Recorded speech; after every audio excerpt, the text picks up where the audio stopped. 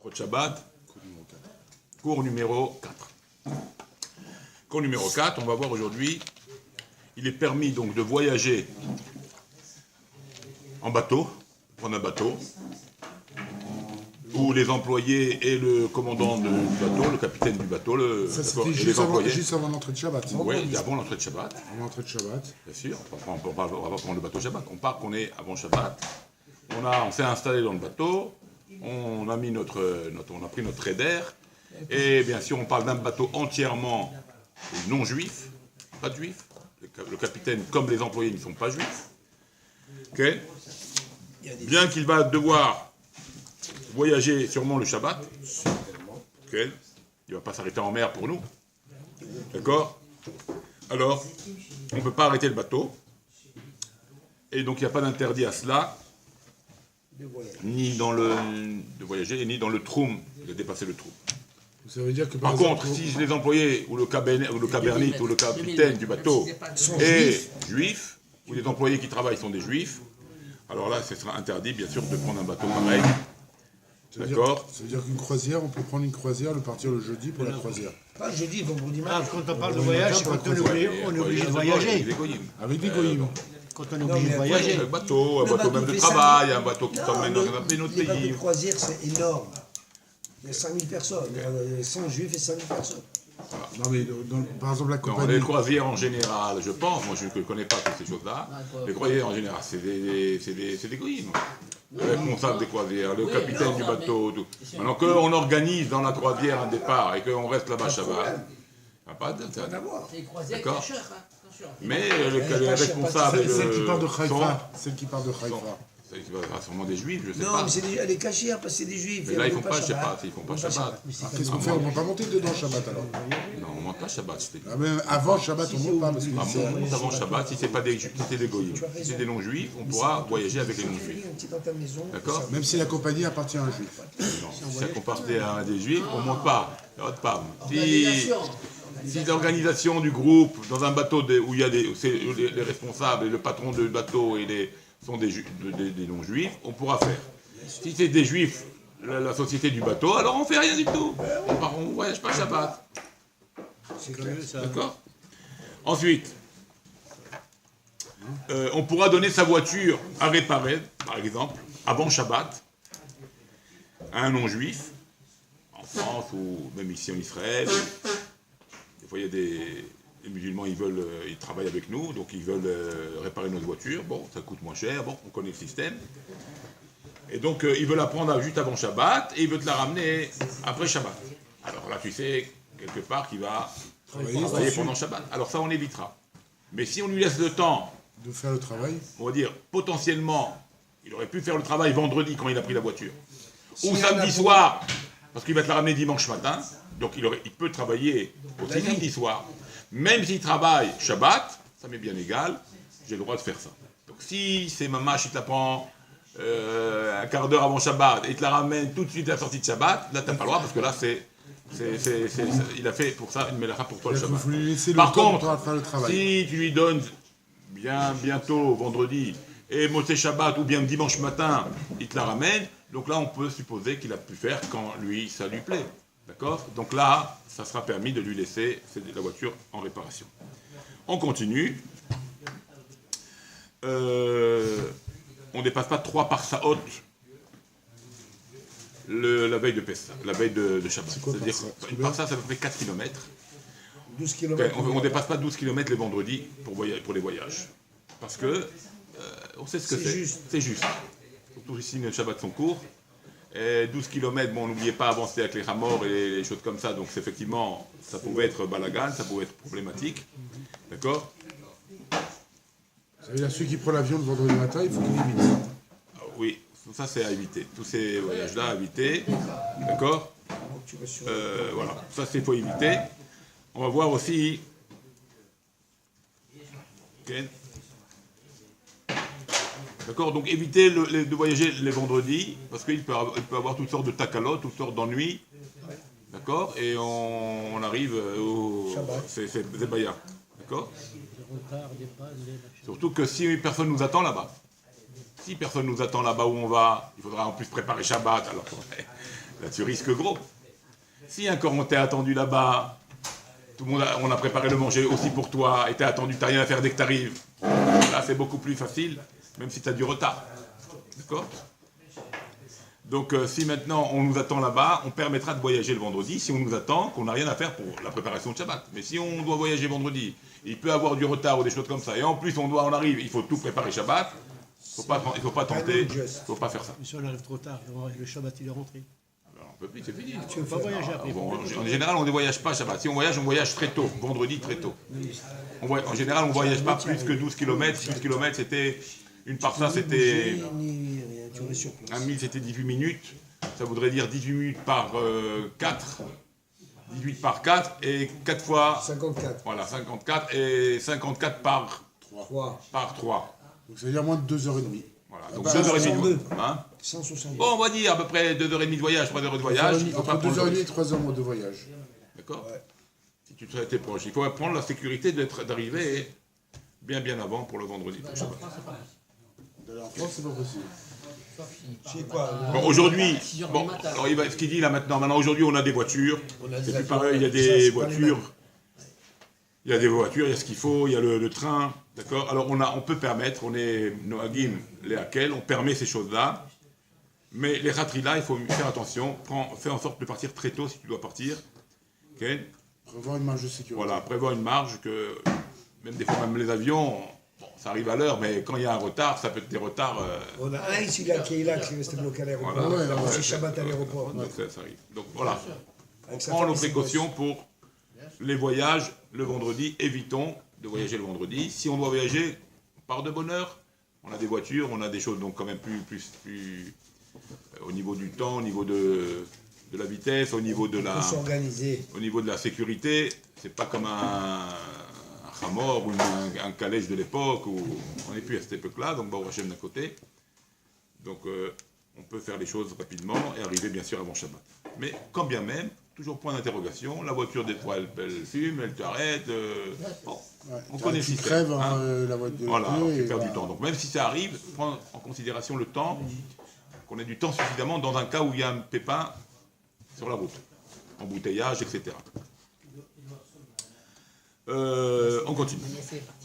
Assour ligvoa berev Shabbat, on ne peut pas fixer la veille de Shabbat, okay, une séouda, une grande séouda, où il n'a pas l'habitude de faire une séouda en semaine comme ça. C'est-à-dire que si maintenant, le vendredi, je ne vais pas maintenant m'installer à faire une séouda, si la semaine, je ne fais pas pareil. Donc il faut que ça soit mon repas quotidien.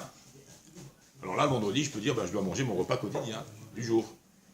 Mais si moi, le vendredi de la semaine, je ne mange pas, je suis toujours au boulot, je ne mange pas, je fais que courir, et le vendredi, je m'installe pour me faire un repas l'après-midi, un bon repas, et que la semaine, tu ne fais jamais ça, on ne pourra pas le faire. Pourquoi? Parce que quelque part, ça va, tu vas gâcher ton Shabbat. Alors, ceux qui font la Kabbalah Shabbat, alors, c'est juste avant C'est le... goûté. C'est C'est un goûté, petit c'est peu. un apéritif. Kabbalah Shabbat, L'apéritif de Shabbat, vendredi non, à ceux qui midi. font les apéritifs ici sont fous.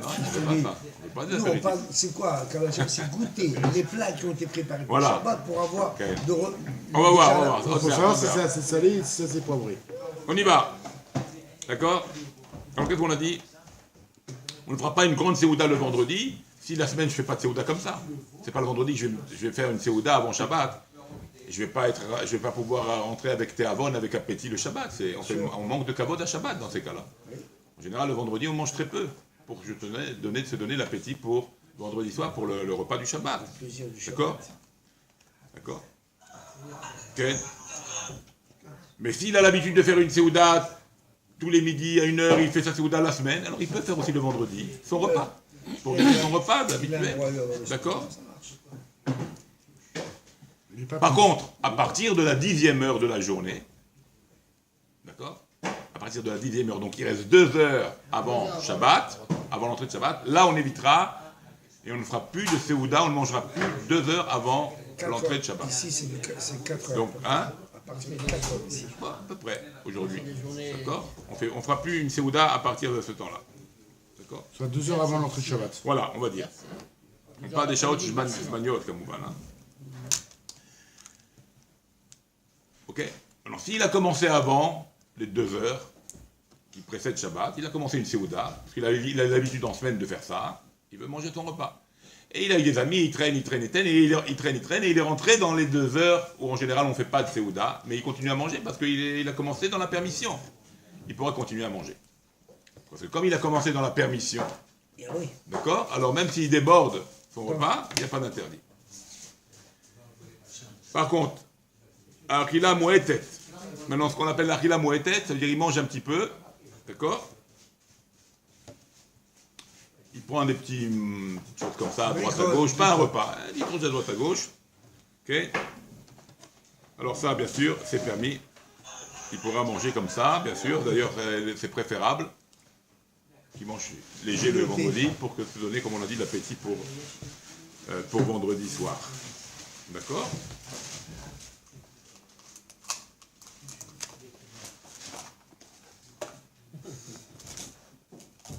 La même chose aussi pour des boissons qui peuvent aussi, la boisson aussi, vous savez, quand on boit beaucoup, surtout si de l'alcool ou du vin, ça coupe l'appétit.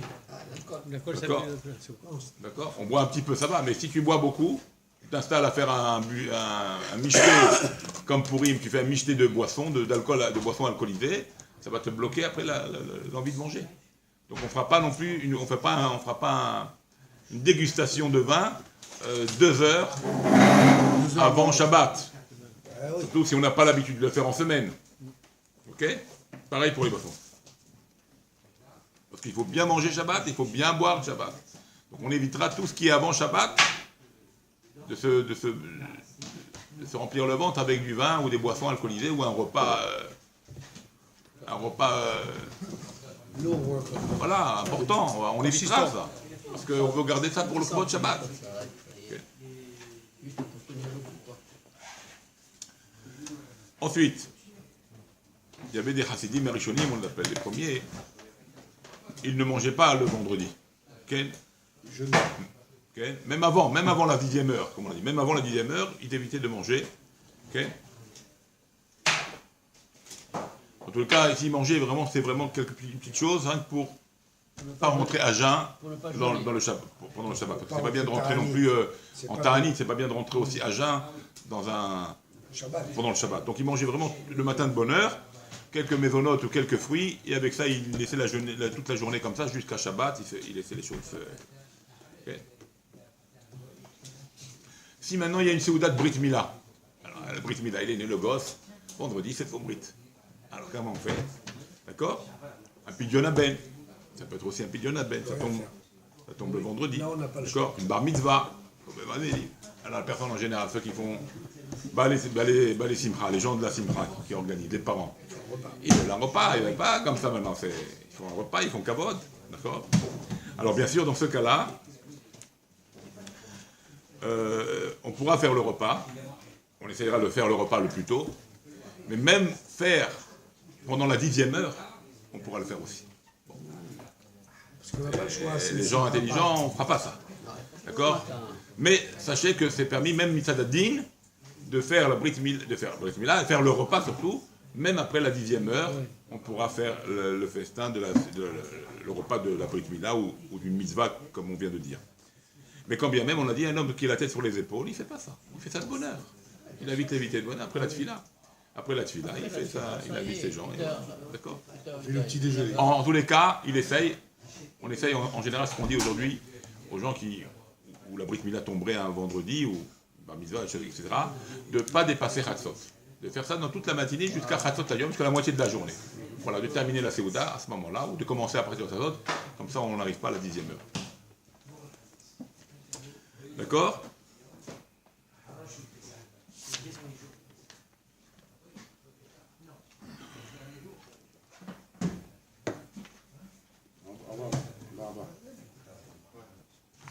Voilà. Ensuite, on a une mitzvah importante. Pas tout le monde la fait toujours, mais il faut essayer de la faire. Ce qu'on appelle Shnei Mikra Vechat Targum. D'accord? On a une mitzvah. Hayat Kol Adam, quand ça le Shulchan Aruch est posek, que chaque homme a l'obligation de dire les parashiot alimat tzibur. D'être avec les parashiot, de les lire avec le tzibur. C'est-à-dire d'être prêt avec le tzibur de ce qu'on va parler de la parasha du Shabbat. Donc, il faut préparer ça. Et ça se prépare, en général, on fait ça le vendredi. On lit Shte Mikra Vechat Targum. On lit 2 fois la paracha, d'accord? Ou bien 2 fois le Pasuk, et 1 fois le Tirgum, l'araméen. Bon, aujourd'hui certains permettent de lire en français, pour nous les Français, 2 fois l'hébreu du texte de la Torah, et 1 fois la traduction. Toute la paracha. Toute la paracha, en 2 fois. Ce qu'on appelle Shte Mikra Vechat Targum. 2 fois. 2 fois. D'accord, c'est allusionné par le mot Vele Shemot. Vele Shemot. Ça, c'est le vendredi. Tu peux le faire lundi, dimanche, mais le minac, c'est le vendredi. Ouais, le vendredi. Le minac, c'est le vendredi. Bon, il y a plusieurs coupures, il y en a qui font comme ça. Le vendredi, c'est comme ça que le demande le Harizal. Maintenant, il y en a qui ne peuvent pas faire le vendredi parce que bon, il y a plein de choses à faire le vendredi, on sait très bien. Alors, ils coupent ça sur les jours de la semaine. Dimanche, ils lisent le premier, la première montée, lundi, deuxième montée, Comme on fait ici le matin. Voilà, comme on fait le matin, bravo, on fait ça le matin, et avec Rashi. D'accord. On va voir que Rashi aussi, c'est aussi, si ce n'est plus important que le Tirgum aujourd'hui, parce que ça nous fait comprendre bien la paracha. Donc il y en a qui permettent que Rashi, l'explication, remplace le Tirgum. Que l'explication de Rashi remplace le Tirgum, vraiment l'importance de comprendre la paracha comme il faut. D'accord. Donc c'est important de faire le Rashi, pour comprendre la semaine. On arrive à la Shabbat, on sait de quoi on parle. Parce que le texte, quand vous le lisez comme ça, netto de la Torah, on ne comprend pas. C'est très concis, c'est très concis, c'est très compliqué. Il faut l'explication de Rashi à tout prix pour comprendre déjà les bases minimales des mots et du texte de la Torah.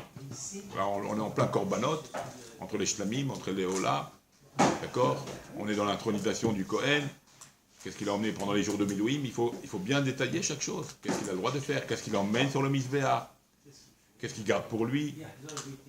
Qu'est-ce qui est pris pour le qu'est-ce qui est pris pour le balabaït si c'est un shlamim? Qu'est-ce que c'est pigoul? Il a des mauvaises pensées, il a une pensée autre. Alors il y a plein d'halachot qu'on ne voit pas dans le texte comme ça, mais que les mots te font comprendre. Mais si tu t'arrêtes là, tu ne comprends pas. Rashi vient t'expliquer de quoi on parle, de quelle situation le texte nous parle, de quel événement s'est produit pour que ça soit comme ça. Donc il faut absolument lire Rashi. Sans Rashi, on ne peut pas comprendre la Torah. Maintenant qu'il y a d'autres Mefarshim, ça se rajoute. Mais Rashi, c'est déjà la base, on va dire la base de comprendre déjà le texte au sens le plus simple.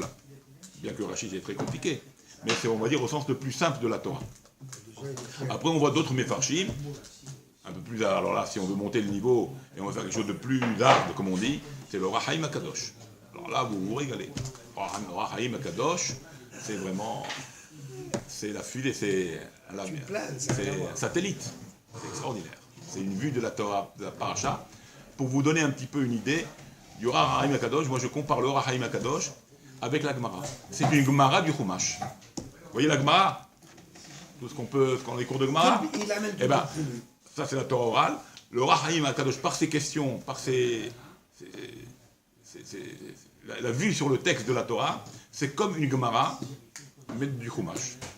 Non, mais il t'envoie d'un côté à l'autre avec des gemarotes à la preuve, avec des psukim qui se contredisent, avec des questions et des réponses, et des kalvachomer, et des avaminotes et des pensées qu'on aurait pu dire comme ça. C'est vraiment extraordinaire. C'est comme la Gemara du Chumash. Comme ça, moi, je vois le Rahaim Akadosh. C'est très compliqué, hein. Voilà. Seul, tu t'en sors pas. Non, il faut être ensemble. Quand on est ensemble, on arrive à comprendre. Il y a les... Bon, on a tout ce qu'il faut pour comprendre. Mais c'est un régal. Le Rahaim Akadosh, c'est un régal de la compréhension de la paracha d'un angle, nouvelle angle, quoi, une découverte. C'est extraordinaire. À l'occasion, on le fera. Sur texte, vous verrez, c'est splendide. Rahaim Ben Attar. On peut commencer par Rashi déjà. Non, Rashi, c'est obligé. On commence pas le Rahaim Akadosh si tu n'as pas fait Rashi. Laisse tomber. Tu montes pas dans les nuages quand tu n'as pas démarré le l'escalier. Tu n'as pas l'escalier. Tu vas sauter. Bon, en tous les cas, on a une mitzvah de Shte Mikra Vechat Targum, de faire le vendredi, donc se préparer à la paracha qui va être lue en Tzibur. Il faut connaître la paracha. Avec la traduction, donc en général, on dit 2 fois le Pasuk et 1 fois le Tirgum. Bon, ceux qui ne comprennent pas, qui ont des difficultés, ils peuvent le traduire en français. 2 fois l'hébreu, 1 fois les français. Éventuellement, pas éventuellement, mais rajouter Rashi si on peut le faire. Sinon, s'il y a à choisir entre les deux passages de la Torah en hébreu et le Tirgum ou bien Rashi, Si on n'a pas le temps, alors donner à 10 fouillottes, comme ça je comprends, donner à 10 fouillottes, donner préférence à Rachi pour comprendre convenablement la paracha, plus que le Tirgoum, plus que l'araméen qui est marqué sur le côté, qu'on a dans l'Onkelos. Bien que tout est important, hein, je ne vais pas maintenant donner une hiérarchie dans l'importance, tout est important à lire et à comprendre, donc c'est magnifique. Quelle est la raison pourquoi on lit 2 fois en hébreu? Parce que c'est l'allusion dans les versets. Ve'ele Shemot Bene Israël. Et voici les noms des Bene Israël. Ve'ele, si vous faites attention, Ve'ele Vav Aleph Lamed E. Ve'ele Vav Aleph Lamed E. Qu'est-ce que ça veut dire? Ve'hayav, le Vav. Ve'hayav, Adam. Le Vav de Ve'ele. Aleph, Adam, l'homme. Lamed, l'ikro, lire. Et Aparacha, la paracha. Shemot, après Ve'ele Shemot, Shin, Shene, même Mikra, 2 fois le texte, va Ve'echad, Taf de Shemot, Targum. Voilà, donc par les mots, déjà on a l'illusion de cette chose-là. Donc il faut faire attention. Le Harizal est très pointilleux là-dessus, de faire attention de lire la Torah avec le Targum.